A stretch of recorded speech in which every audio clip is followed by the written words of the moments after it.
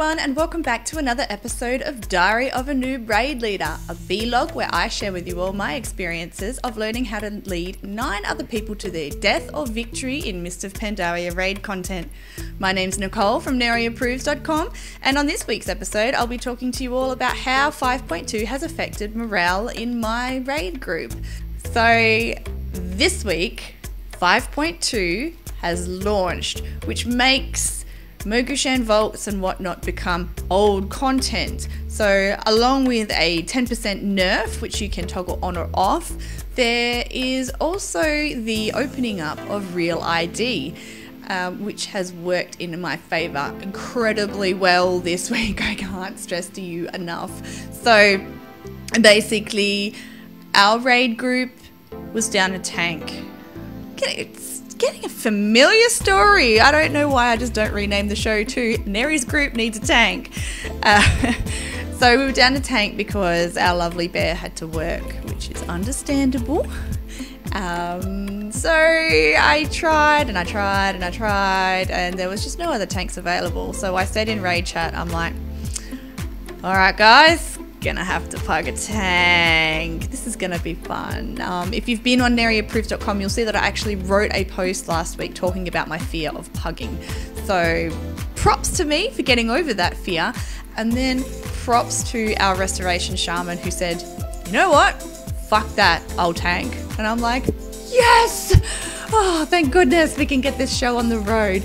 Now of course that left a healer spot open, which wasn't actually all that bad because because Real ID is now a viable option for finding raid members, it meant that my husband on his traitorous paladin that went to Dathramar could actually come and help us. So it was mutually beneficial. He got to get some gear that he's short of. I got a healer that I am confident in, and I got to raid with my husband, which I didn't think would happen again, especially after last time when I had to just grovel at his feet to him to come and help on his shaman. So it was really, really fantastic to have him along. So we charged on into Mogushan vaults with slightly different group makeup again, and not only did we one-shot Stoneguard, pretty sure we one-shot Feng. And we might have had a little bit of problems on Garajal. Yeah, we had healer issues on Garajal.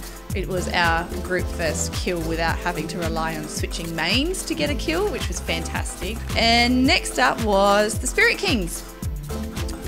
I've never led, well, I may have led the other group, but I don't really lead the other group so much as you go, alright, pull in 10, and then they just do everything because they're so efficient, so used to Mogushan vaults. But my group had people who hadn't gone that far before, and I'm not very good at explaining things, as you guys have probably learned.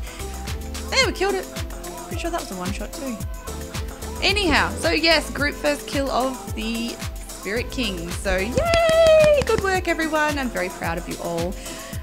Which then meant that we were at my favouriteest boss in the whole wide world, Elegon. Now, I called for a break before we went to Elegon because I was thirsty. And that's what I do. I'm raid leader, I get to make that decision. So, too bad if you don't like it, breaks now. And while we were AFK, I asked my husband to explain the fight because he used to be the raid leader for the main team. If anyone knew the mechanics as intricately as him, then props for them. But he has a wonderful knack of explaining things, which I am truly envious of. And so I asked him. However, I got back to Mumble and one of the other raiders had taken the initiative and had already started. So thank you for that. Though it was a very long explanation because Elegon is, when you're very first learning it, there's a lot of little things that you've got to be aware of. And so for a group that wasn't probably even expecting to get to Elegon, I know I'm guilty of that. I was not expecting to see Elegon that night. I don't really know why I thought that would be the case. I think probably because I ran with the main group the night before to do Heart of Fear, and I don't know, 10% nerf, but we still kind of struggled, and I think that might have been my DPS, which makes me sad, but enough of that. That's a story for another time.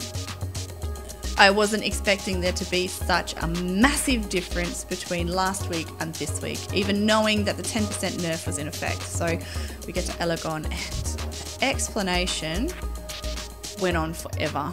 And even for me, who's done the fight before, it was information overload. I know myself, when I'm meant to be listening to descriptions that are a bit too detailed, I just sort of go, So we went from one extreme to another. We went from my super abridged version, probably left out a whole bunch of stuff, but I've given you enough to kill the boss, hopefully, and if not, well, we can work that out on the fly. No big deal if we wipe, it's our first time doing it. So we went from that kind of explanation to one that was so long and detailed and in-depth that I think everyone got lost and confused. Like, I had a couple of DPS which were like all the way over at their pillars already, so they were too far away to DPS the thing. What I mean about awesome explanations? Thing. Because you're meant to know what thing means, right? Too far away to DPS the guardian that comes out, and so they died during the explosion because they weren't getting any heals.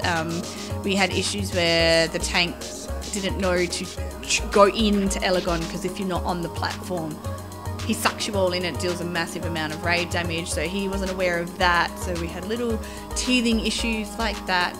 But first attempt was a nightmare. Second attempt was better.